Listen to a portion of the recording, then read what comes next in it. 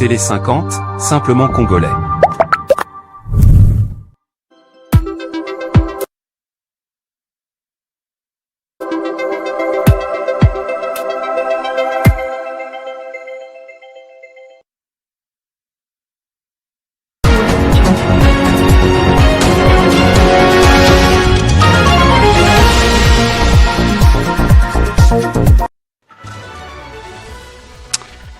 À la une de l'actualité, l'Afrique du Sud annonce le retrait de la MONUSCO de ses troupes opérant en République démocratique du Congo. La présidence sud-africaine justifie ses désengagements progressifs par la nécessité de réorganiser et de réaligner les ressources limitées de la force de défense nationale sud-africaine.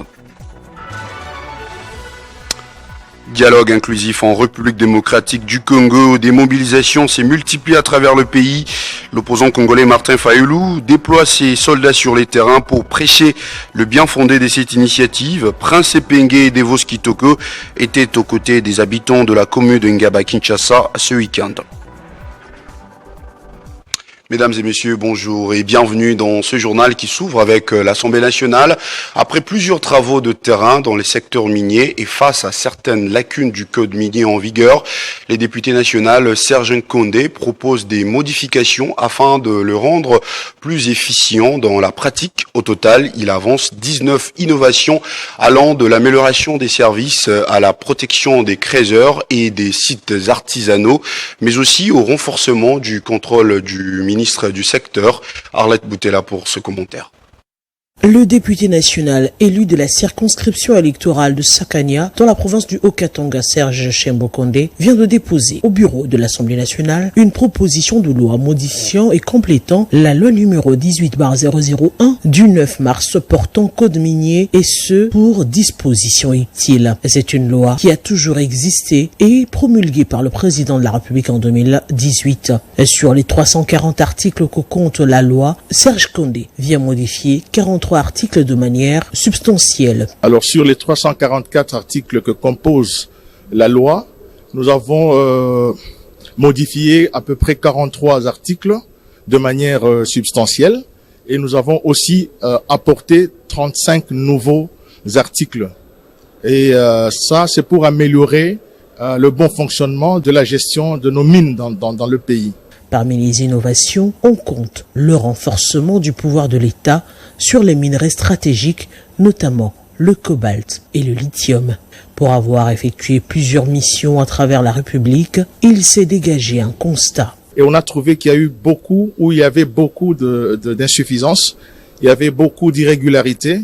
Alors il a été pour nous question de travailler pour voir comment insérer les nouveaux services qui ont été créés mais qui n'étaient pas encore considérés dans le code minier, notamment le FOMINE, la RECOMS, l'inspection générale des mines. Une fois la proposition adoptée, le ministre sectoriel sera obligé de passer chaque mois de mars pour rendre compte à l'Assemblée nationale de ce qui revient réellement à la population locale. Jusque-là, avec l'ancienne loi, nous avons trouvé que les 0,3% se volatilisaient sans que la communauté concernée n'en bénéficie. Alors, avec la nouvelle loi, nous allons insister à ce que l'Assemblée nationale désormais ait l'œil sur les 0,3%, c'est-à-dire le ministre sectoriel sera obligé de passer chaque mois de mars pour nous faire le compte à l'Assemblée nationale et que nous nous rassurions que les 0,3% vont réellement à la population locale. Cette proposition de loi va également résoudre la problématique de cahier de charges qui devrait dépendre du développement local de chaque entité où les mines sont exploitées. Je le disais dans le titre, présente depuis plusieurs années dans l'Est de la RDC, l'Afrique du Sud a officiellement annoncé ce dimanche le retrait progressif de ses troupes engagées au sein de la mission de l'Organisation des Nations Unies pour la stabilisation en République démocratique du Congo, MONUSCO. Le président sud-africain Cyril Ramaphosa indique avoir formellement notifié cette décision au secrétaire général de l'ONU, Antonio Guterres, marquant une inflexion majeure dans l'engagement militaire de Pretoria en en Afrique centrale. Les autorités onusiennes insistent sur une transition conditionnée à l'amélioration de la situation sécuritaire et au renforcement des capacités des forces congolaises afin d'éviter un vide sécuritaire dans les zones sensibles. Les retraits des troupes sud-africaines devraient se faire de manière coordonnée avec les Nations Unies et les autorités congolaises. Il intervient dans un contexte régional tendu marqué par la recrudescence des violences armées dans l'est de la RDC, alors que la communauté internationale continue d'appeler à la stabilisation durable et à une appropriation nationale accrue des efforts de sécurité. Et puis des écoles en état de délabrement avancé ainsi que l'arrêt des travaux du pont Maluku. C'est les constats amers effectués par le ministre des ITP qui a répondu aux cris d'alarme de la population du camp Luka. Toutes affaires cessantes, John Banzalunda a pris des mesures fortes, notamment des réunions avec des ingénieurs et les déploiements d'une équipe d'experts la semaine prochaine pour évaluer la situation. Christian Kalonji. Moins de 24 heures après l'alerte lancée par la population, le gouvernement passe à l'action. Ce samedi 7 février 2026, le ministre des Infrastructures et Travaux Publics, John Banzalunda, s'est rendu dans la commune de Ngaliema pour répondre aux cris de détresse de la population du quartier Kanluka, relayé par son collègue des droits humains, Samuel Mbemba Kabouya, élu des Lukunga, aussi présent sur le terrain. La descente a commencé par l'inspection des écoles primaires Kimpangi 3 et 6. Le constat est alarmant, les murs de la clôture se sont écroulés et les salles de classe présentent une image de délabrement avancé, menaçant la sécurité des élèves. Pour le ministre des Droits humains, cette visite revêt un caractère particulier puisqu'il s'agit de l'établissement qui a forgé son enfance et encadre beaucoup d'enfants. Face à cette urgence, John Banzalunda a été réactif. Conformément aux instructions du chef de l'État Félix-Antoine Tshisekedi, le gouvernement ne laissera pas la jeunesse dans le désarroi. Une équipe technique sera déployée dès ce mardi 10 février 2026 pour prendre toutes les dispositions nécessaires en vue du lancement des travaux de réhabilitation de ces bâtiments publics. Il y a deux écoles, EP3 et EP6 Kimpangi, dont les murs de clôture sont tombés. Et les enfants sont en danger et donc cette infrastructure qui est dans un état de délabrement qui est carrément très avancé nécessite une intervention du gouvernement. C'est notre responsabilité. Nous allons envoyer une équipe ici des travaux publics mardi pour évaluer et nous donner le schéma d'intervention rapide pour que nous puissions carrément moderniser cette école. La délégation du ministre John Banzalunda s'est ensuite dirigée vers le pont Mayengue, un ouvrage stratégique de 30 mètres reliant les communes de Ngaliema et Kintambo. Sur place, le ministre des ITP n'a pas caché son mécontentement face à la lenteur prononcée des travaux exécutés par l'entreprise Aron Sefou, surtout que les habitations situées sous le pont connaissent des inondations. Pour débloquer la situation, une réunion de crise est convoquée ce mercredi 11 février. Deuxièmement, nous sommes venus voir les travaux du pont d'entrée du camp Luka. Les travaux n'avancent pas au rythme voulu et la population est impatiente, on comprend. Et surtout, la qualité de la route d'accès à ce pont qui n'existe pas, c'est carrément. Et donc je vais convoquer toutes les parties prenantes, l'entreprise qui exécute et puis la ville mercredi pour que nous puissions faire l'état des lieux de cette question-là. Cette mission de terrain démontre une fois de plus la volonté de l'exécutif national dirigé par la chef du gouvernement Judith Suminwa Tuluka de privilégier la proximité et l'efficacité face aux défis urbains de la capitale. Et puis la liste de formations politiques opposées aux critères fixés par le chef de l'État Félix Tshisekedi en vue de la tenue d'un dialogue national destiné à faire face à la guerre à l'Est et à l'instabilité ne cesse de s'allonger. La dernière en date est celle de l'Alliance pour les changements, parti cher de l'opposant congolais Jean-Marc Kabound. Au cours d'une communication faite ce samedi 7 février à Kinshasa, l'ancien secrétaire général de l'UDPS a jugé incohérente la démarche de Félix Tshisekedi consistant à fixer les règles du dialogue alors que selon lui, le chef de l'État est lui-même considéré comme une partie du problème dans cette crise. En rejetant les critères fixés par Félix Antoine Tshisekedi pour la tenue du dialogue, l'ancien premier vice-président de l'Assemblée nationale, Jean-Marc Kabonde, a affirmé que la paix ne se convoque pas comme un meeting, mais qu'elle s'est construite dans l'équilibre, l'inclusivité et la légitimité. Non pas que le dialogue est une panacée en soi. Nous disons, en revanche, qu'il constitue une solution intermédiaire, nécessaire pour imposer d'abord un cessez-le-feu, puis un accord global inclusif qui imposera la paix et la réunification du pays et balisera la voie vers des élections crédibles, transparentes. Un dialogue sincère et courageux permettra aux parties antagonistes et belligérantes de se regarder droit dans les yeux,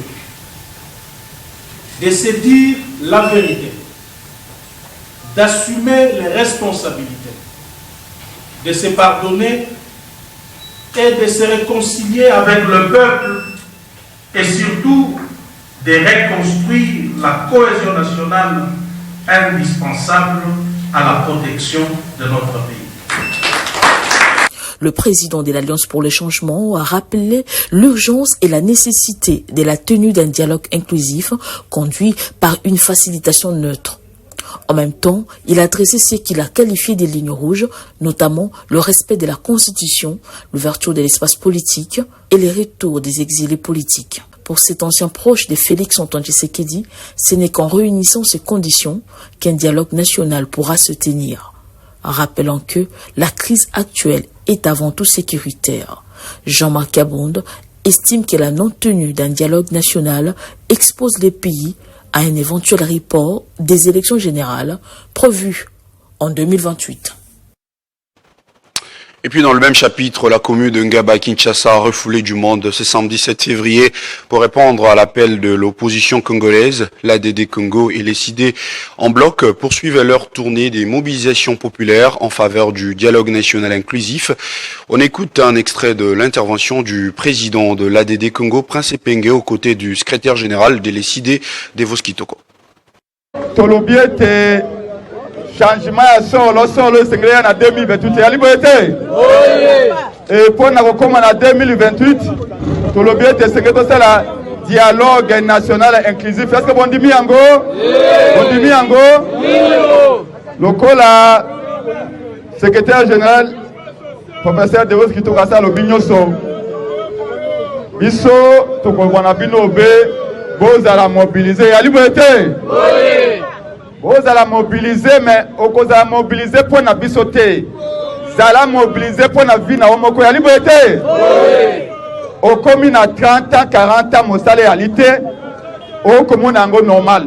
C'est que vous avez 40 ans, 50 ans, vous avez réalité, ma réalité, vous allez réalité.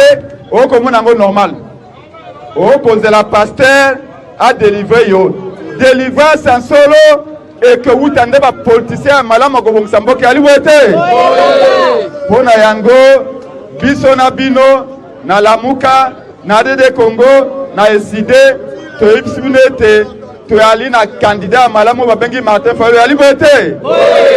Oyo akoyako bongo la makambu na ulenge sengeli. Pour na yango rendez-vous ali 2028, rendez-vous ali 2028. Et pour terminer, c'est samedi 7 février 2026, le député national Van Kapenga Kamboudi Walesa, président AI de l'opposition républicaine, a entamé sur les terrains l'étape des mobilisations et redynamisation du parti cher à l'ancien ministre de la Justice et garde de Sceaux Constant Moutamba, occasion pour la NOJEC d'affirmer leur engagement pour un dialogue inclusif pour mettre fin à la crise politique et sécuritaire en RDC.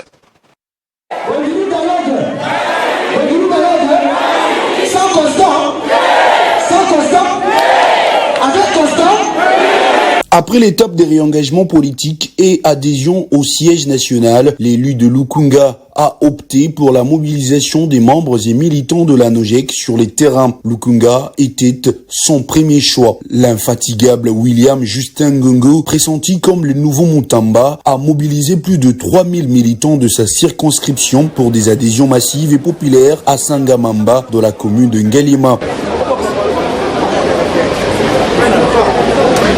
Moutamba, autorité morale, Constant Moutamba, Yayo.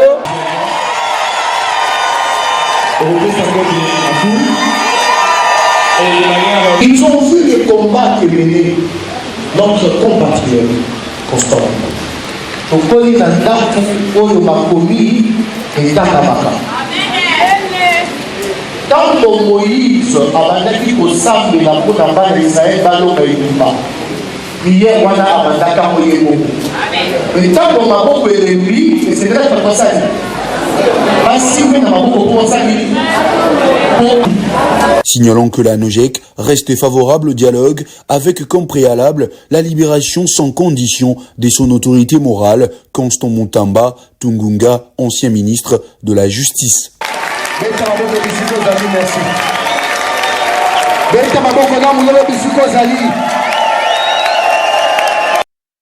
On va prendre à présent les rappels de principaux titres. L'Afrique du Sud annonce le retrait de la MONUSCO de ses troupes opérant en République démocratique du Congo. La présidence sud-africaine justifie ses désengagements progressifs par la nécessité de réorganiser et de réaligner les ressources limitées de la force de défense nationale sud-africaine.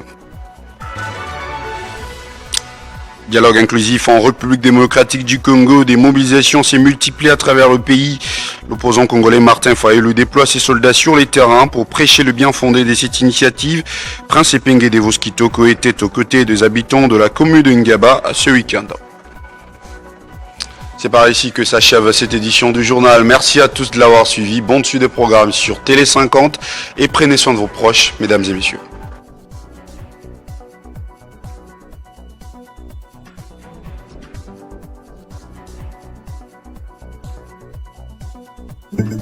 Retrouvez toute l'actualité en continu sur www.tele50.cd.